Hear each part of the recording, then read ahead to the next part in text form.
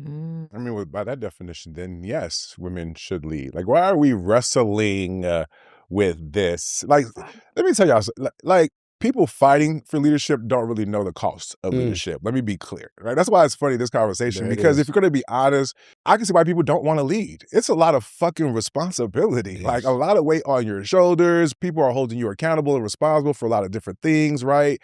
Like, it is a lot. It's like we act like everybody out here is supposed to just be leaders, men and or women. That's cap.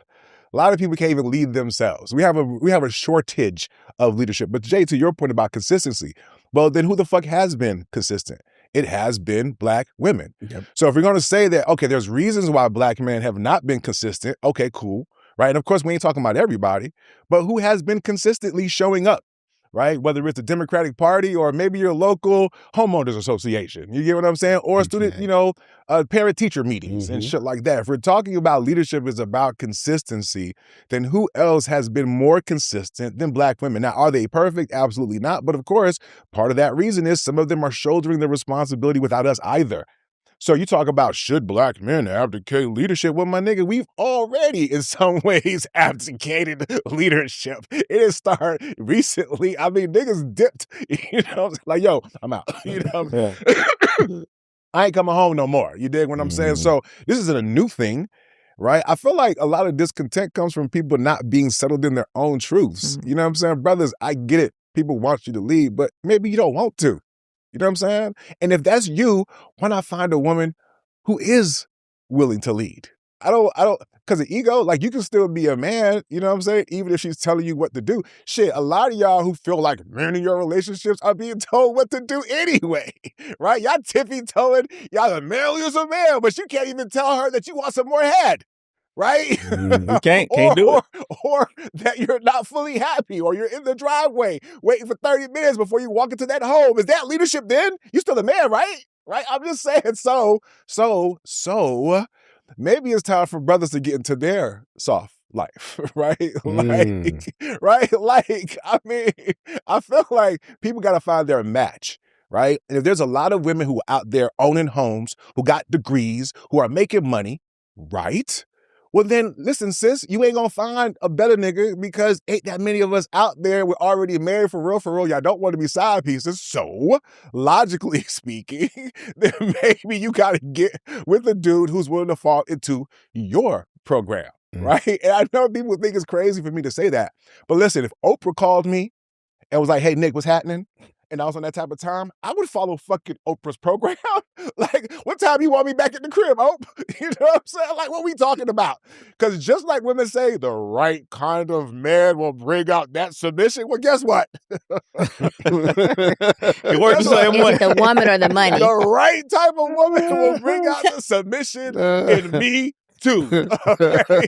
So should women, yes, let's stop bullshitting. Let them have it, fellas. Right? In the meantime, let's do what they tell their friends to do. Stack your bread. Get your escape plan together, okay? In case shit don't work out or for a rainy day. Yes.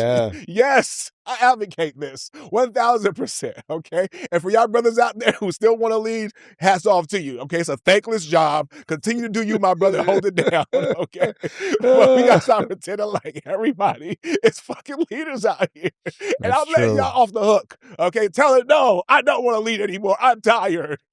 So it's actually ironic that you say this, because low key and high key, I think that's a conversation that need to be had in regards to if you're even able or capable of being a leader. And I think that a lot of men assume just because, as Jay mentioned, they got a dick, that it means I'm going to lead, when in reality, they don't even have the vision, the wherewithal, anything to be the leader. In regards to Black women being the leader in our community, I actually want to just point out, and you touched on it by stating that it was 100% survival. This is how it was positioned. It wasn't we took it because we needed it. We took it because we had to, because there was an absence. But I do agree that there shouldn't be an abdication. I think part of the problem that we're experiencing now is that we don't communicate with each other on what leadership looks like. We're not willing to have that ebb and flow of, and I know people are going to say, well, if you're a leader, you lead in this way, but a true leader will take in what someone else's opinions and thoughts and so forth into consideration into the main plan if there's a vision. And what we're lacking now, because we have so many men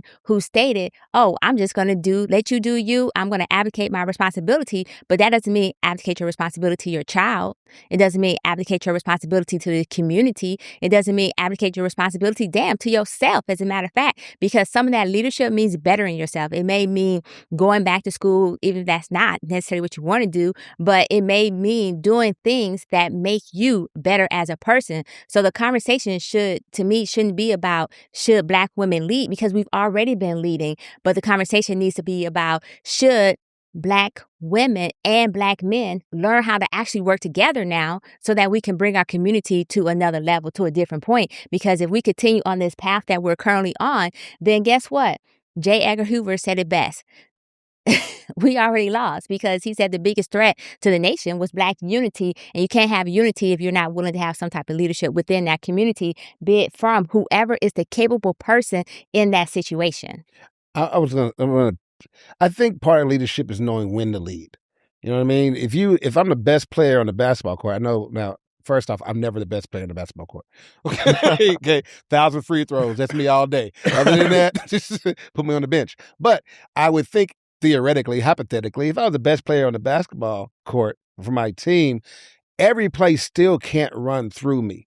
In order for us to score sometimes, when I'm getting double teamed or triple teamed, I've got to kick it out to somebody else. I think one of our problems with this leadership struggle between men and women, or Black men and Black women, is that we think that leadership has to show up all the time in a certain kind of way. Like if I'm the leader, I got to have the last say on every single thing, the last and the first say on all of it, when your strengths may not play to that.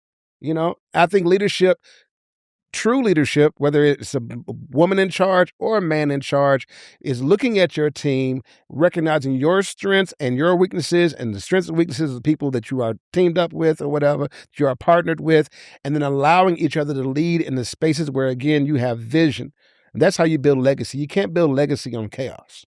So we're agreeing then that women should lead then. We should let them lead the way. Show us all the beauty that they possess inside. They should right? lead some. Look, somebody else said they should lead the home. What you said they should see? We are devolving again. We're over here tap dancing, man. We're over here tap dancing, okay? Because we are in a pseudo-patriarchal world where it's a man's world, right? And we're out here asking, should women lead? In other words, is it really a women's world? And on top of that, some people make the argument they're already doing it anyway. So why are we keeping up the charade is all I'm saying. And just being responsible doesn't mean you're a leader. Like paying your bills and being a father, that doesn't mean that you're a leader. I feel like we confuse a lot of things. And it's okay to say I can be a responsible man, a responsible father. But I don't have to lead. Right? And to your point, Jay, about, picking spots if women are better with money, hypothetically, have better credit, hypothetically, or going through education, or got better, homes and shit like that, if they're more consistent, if they're supposed to be more emotionally intelligent, all these fucking different things, and we're saying, well, no, men shouldn't lead because they have a dick, then what else other reason are we saying? Aside from provision and protection, right? Like you got your pocketbook or your purse or your money or whatever, right? And in case the house gets broken into, she got a gun, fam. Fact. You know what I'm saying? And niggas can't fight. So niggas cannot fight. So why are we still holding on to this thing, right? It's the same thing about the woman president conversation. Some people feel like a woman president would have a better temperament, right? And be able to maybe steer things, not really so quick to go into war, yada, yada, yada, right? So I'm just saying, like, maybe it's time.